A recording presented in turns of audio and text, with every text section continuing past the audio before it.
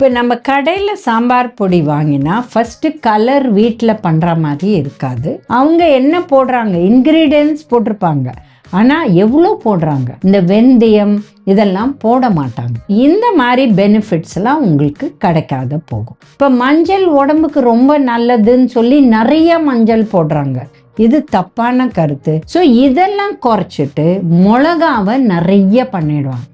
அதனால தான் நீங்கள் வெளியில் சாம்பார் பொடி வாங்கினா அது பிரைட் ரெட் கலரில் இருக்கும். பாலை காய்ச்சி கொடுத்துட்டு அது மேலே கோலம் போடுற மாதிரி மஞ்சள் பொடியை போட்டு கொடுக்குறாங்க. இந்த மாதிரி தான் நம்ம சாம்பார் பவுடர் தனியாக ஒன்றொன்னா வறுத்துட்டு அப்புறம் இதை பவுடர் பண்ணி நம்ம பண்ணுவோம். இது ரொம்ப ரொம்ப நல்லது டைஜஷனுக்கு. அதில் எக்ஸ்பைரி டேட்டு 3 மாதம் 4 மாதம் போட்டிருப்பாங்க. பூச்சி வராத இருக்க எதா போடுவாங்க. ஸோ இதெல்லாம் வேற நீங்கள் சேர்ந்து சாப்பிட போகிறீங்க.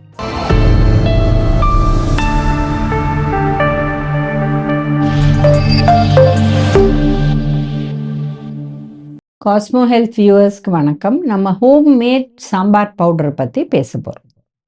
இப்போ சாம்பார் பவுடரில் மெயின் இன்க்ரீடியண்ட் எடுத்திங்கன்னா தனியானா என்ன, நம்ம கொத்தமல்லி விரை. இது ரொம்ப எக்ஸ்பென்சிவ்.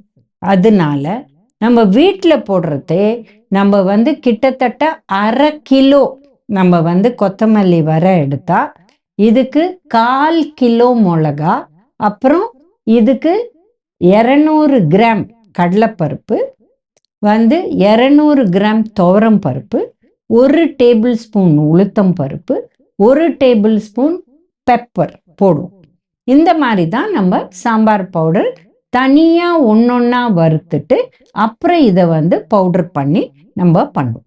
இது வெளியில் நீங்கள் வாங்கினீங்கன்னா அதில் காரம்தான் ஜாஸ்தி போடுவாங்க. ஏன்னா தனியாவை விட மிளகா உங்களுக்கு எக்ஸ்பென்ஸில் கம்மி. இப்போ சாம்பார் பவுடரில் பெனிஃபிட் என்ன பார்த்தீங்கன்னா, எல்லாமே டைஜஷனுக்கு நல்லது. நீங்கள் பார்த்தீங்கன்னா தனியா, அதாவது கொத்தமல்லி விரை, இது ரொம்ப ரொம்ப நல்லது டைஜஷனுக்கு.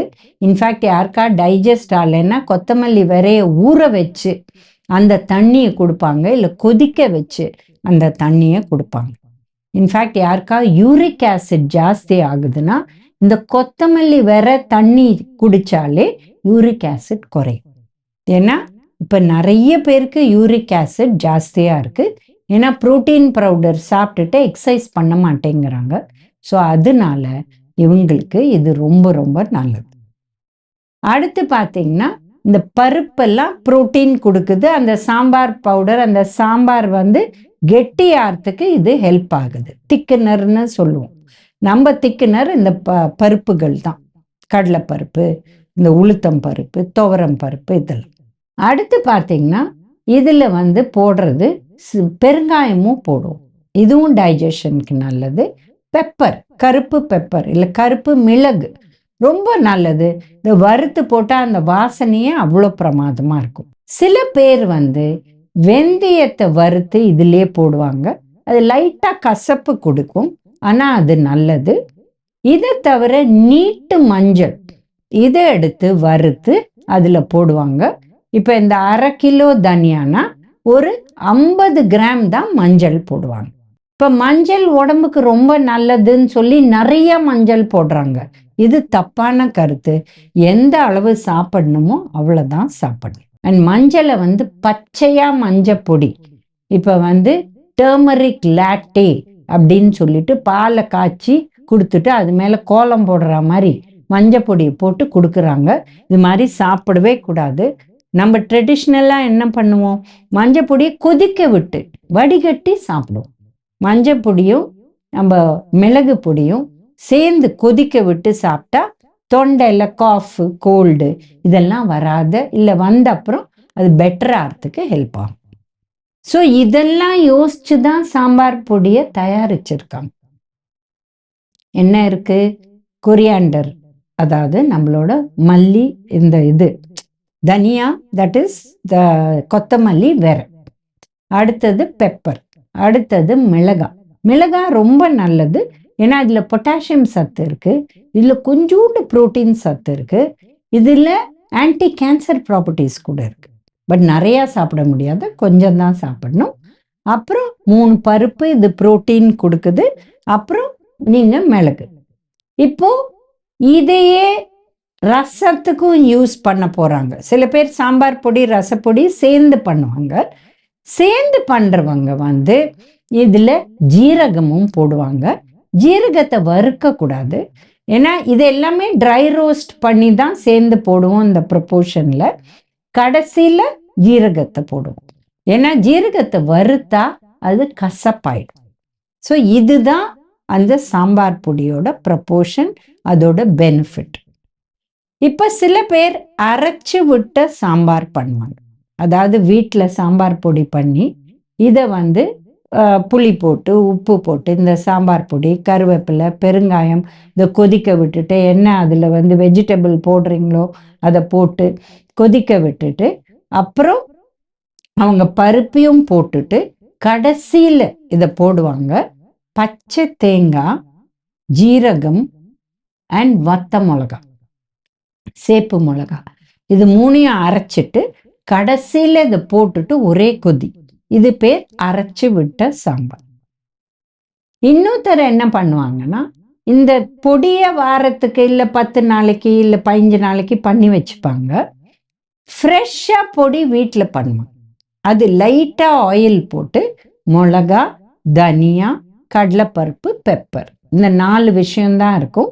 இதை வறுத்துட்டு இதை அரைச்சி நம்ம மிக்சியில் அரைக்கிறச்சு 1-2 அரைச்சி இதை கடைசியில் போடுவாங்க. ஸோ அந்த தனியா வாசனை இதெல்லாம் ரொம்ப அது டேஸ்ட் என்ஹான்ஸ் பண்ணும், ஃப்ளேவர் வந்து பெட்டராக இருக்கும். ஸோ சாம்பார் பல விதம் பண்ணலாம். ஒன்று வெறும் சாம்பார் பவுடர், அது ரெகுலராக அரைச்சி வச்சு பண்ணலாம். இன்னொன்று வந்து இதில் நம்ம வந்து தேங்காய் அரைச்சி ஊற்றலாம். பட் அது வாரத்துக்கு ஒரு தடவை தான் பண்ணணும், ஏன்னா இது ரொம்ப ஹெவி ஆன் டைஜஷன். இல்லை இந்த மாதிரி ஃப்ரெஷ்ஷு பொடி போட்டு அதில் பண்ணலாம். இப்போ நம்ம கடையில் சாம்பார் பொடி வாங்கினா ஃபஸ்ட்டு கலர் வீட்டில் பண்ணுற மாதிரி இருக்காது. அப்படின்னா அதில் இருக்கிற இன்க்ரீடியன்ஸும் டிஃப்ரெண்ட்டாக இருக்குது. இப்போ அதில் ஹையஸ்ட்டு காஸ்ட்லின்னு பார்த்தீங்கன்னா இந்த கொத்தமல்லி வரை, பெப்பர், ஜீரகம், இதெல்லாம் விலை ஜாஸ்தி. ஸோ இதெல்லாம் குறைச்சிட்டு மிளகாவை நிறைய பண்ணிடுவாங்க.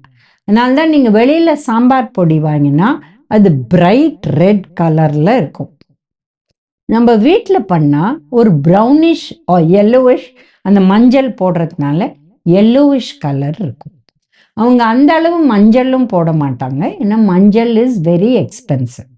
ஸோ எதெல்லாம் எக்ஸ்பென்சிவோ அதெல்லாம் குறைச்சிட்டு எது கொஞ்சம் கம்மி எக்ஸ்பென்ஸோ அதை ஜாஸ்தி பண்ணி கொடுப்பாங்க. இதனால தான் அவங்களுக்கு ஃப்ரேக்ரன்ஸும் டிஃப்ரெண்ட்டாக இருக்கும், அது செய்யும் முறையும் வேறு. இதில் என்ன டிஸ்அட்வான்டேஜ்னா, உங்களுக்கு டைஜஷனுக்கு அந்த அளவு ஹெல்ப் ஆகாது. யார் காரம் ஒத்துக்காதோ அவங்களுக்கு இன்னும் அசிடிட்டியை கலப்பி விடும். அண்ட் இந்த வெந்தயம் இதெல்லாம் போட மாட்டாங்க. ஸோ இந்த மாதிரி பெனிஃபிட்ஸ்லாம் உங்களுக்கு கிடைக்காத போகும். அதனால வெளியில் வாங்கினா உங்களுக்கு அவங்க என்ன போடுறாங்க, இன்க்ரீடியன்ஸ் போட்டிருப்பாங்க, ஆனால் எவ்வளோ போடுறாங்க அது நம்மளுக்கு தெரியாது. இது பாரம்பரியமாக ஃபாலோ பண்ணி வந்ததுனால நம்மளுக்கு இது வந்து டைஜஷனுக்கும் நல்லா இருக்கும், உடம்புக்கும் நல்லா இருக்கும், ஒரு ப்ராப்ளமும் வராது. இப்போ நம்ம சாம்பார் பொடி பண்ணி வச்சா கூட ஒரு 2 மாதம் 3 மாதத்துக்குள்ளே நம்ம திருப்பி பண்ணுவோம், ஏன்னா வாசனையும் போயிடும். அது வந்து அப்படியே அரைச்சி வைக்கிறதுனால அப்படியே யூஸ் பண்ணுவோம். பட் வெளியில் அதில் எக்ஸ்பைரி டேட்டு 3 மாதம் 4 மாதம் போட்டிருப்பாங்க. அப்போ என்ன, அதில் ப்ரிசர்வேட்டிவ் ஏதாவது அது ட்ரை ஆகாத, பூச்சி வராத இருக்க எதா போடுவாங்க. ஸோ இதெல்லாம் வேற நீங்கள் சேர்ந்து சாப்பிட போகிறீங்க. ஸோ இந்த வீடியோவில் நம்ம வீட்டில் எப்படி சாம்பார் பொடி பண்ணணும், அதோட பெனிஃபிட்ஸை பற்றி பார்த்தோம். இன்னொரு வீடியோவில் மீண்டும் சந்திக்கலாம்.